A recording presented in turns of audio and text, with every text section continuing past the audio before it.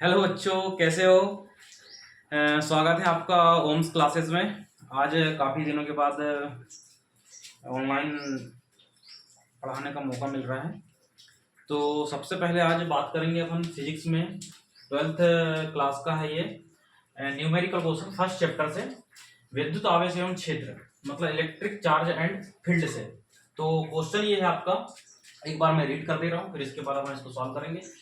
+9e एक आवेश है, एक चार्ज है, वो भी पॉइंट चार्ज है, और +e एक पॉइंट चार्ज है। ये दोनों चार्ज एक दूसरे से 8 मीटर की दूरी पर रखे गए हैं। कितनी मीटर की दूरी पर? 8 मीटर की दूरी पर रखे गए हैं। तीसरा बिंदु आवेश Q है। उपयुक्त दोनों आवेशों को मिलाने वाली रेखा पर कहां रखा जाए कि वह संतुलन की अवस्था में हो। मतलब क्वेश्चन कह रहा है कि ये जो Q आवेश को इन दोनों आवेशों के बीच कहां रखा जाए कि संतुलन की अवस्था में हो, और दोनों आवेशों के बीच की दूरी कितनी है? 8 मीटर है।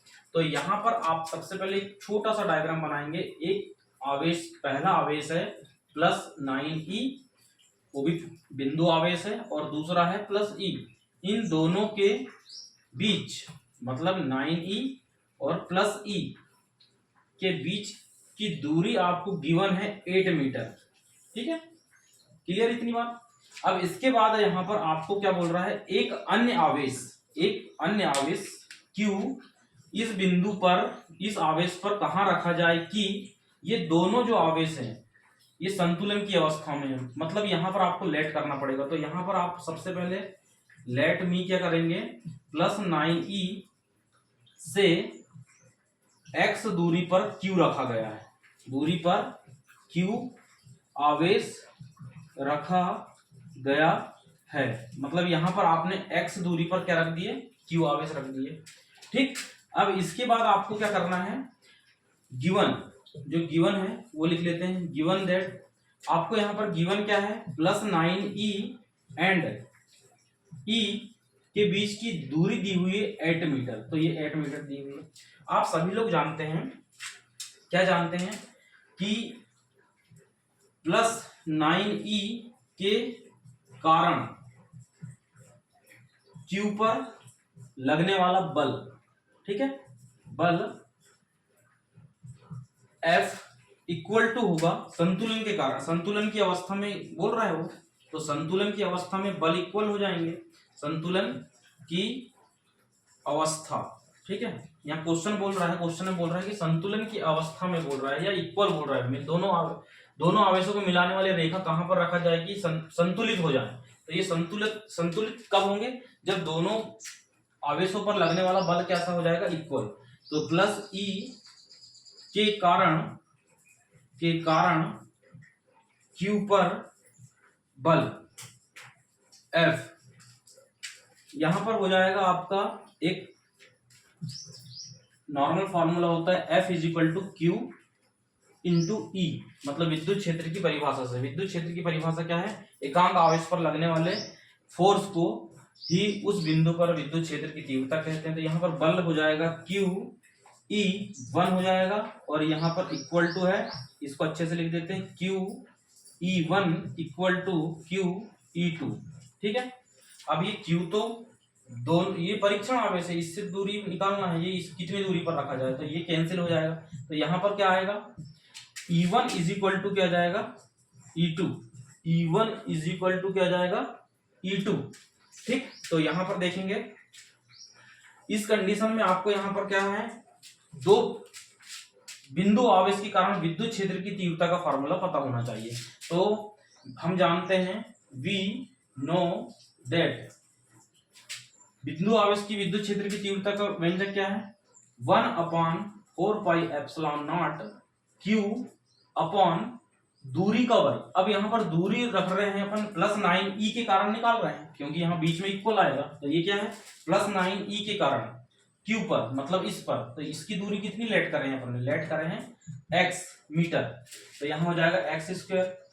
अब यहाँ पर बात आ रही है कि +e के कारण Q पर फोर्स, तो +e के कारण, तो e के कारण क्या हो जाएगा यहाँ पर?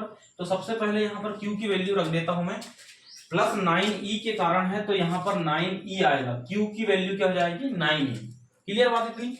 1/4π∈0, यहां हो जाएगा E अपॉन, अब प्लस E के कारण इसकी डिस्टेंस कितनी आएगी, जब टोटल 8 है और ये x है तो ये हो जाएगी 8 माइनस एक्स मीटर, तो हो जाएगा यहाँ 8 माइनस एक्स पूरे का होल स्क्वायर। क्लियर इतना। अब यहां पर आप देखेंगे 1/4π∈0 की वैल्यू तो आपको पता है और 1/4π∈0 की वैल्यू भी पता है, लेकिन वैल्यू 9 इंटू 10⁹ रखने की कोई जरूरत नहीं है, ये ऑब्वियसली ये पूरा कैंसिल हो जाएगा। ठीक है, ये ई से ई भी कैंसिल हो जाएगा। अब बचता आपके पास है 9/x² इज इक्वल टू हो जाएगा 1/8 माइनस एक्स पूरे का होल स्क्वायर। इसको ट्रांसफर कर देंगे, ट्रांसफर करेंगे तो 8 माइनस एक्स पूरे का whole square is equal to ये आ जाएगा। तो यहाँ पर सीधे सीधे आप 9 इंटू 8 माइनस एक्स पूरे का whole square equal to x²।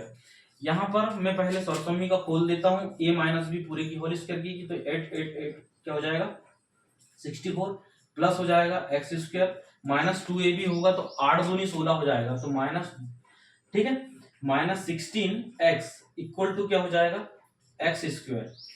ठीक, या फिर इससे भी सिंपलेस्ट एक मेथड है वो बता दे रहा हूं। ठीक है, ये थोड़ा सा लॉन्ग जाएगा, तो ये हो जाएगा 9 है और ये x का वर्ग है और ये मतलब इसको हम 3 का स्क्वायर लिख सकते हैं। इसको क्या लिख सकते हैं 3 का स्क्वायर। 9 को क्या लिख सकते हैं 3 का स्क्वायर, और ये ऑलरेडी x² है तो ये 3/x पूरे का होल स्क्वायर बन जाएगा। ये क्या हो जाएगा 1, तो 1 को 1 का स्क्वायर लिख सकते हैं और ये ऑलरेडी 8 माइनस एक्स पूरे का होल स्क्वायर है, तो ये 8 माइनस एक्स पूरे का होल स्क्वायर हो जाएगा। मतलब ये बन गया।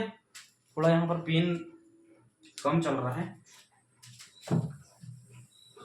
ठीक, देखो अच्छे से। 9 को 3 का स्क्वायर लिख सकते हैं, ठीक, 3 का स्क्वायर लिख सकते हैं, बिल्कुल लिख सकते हैं 3 का स्क्वायर। मैं रेड पेन का यूज कर रहा हूं यहां पर।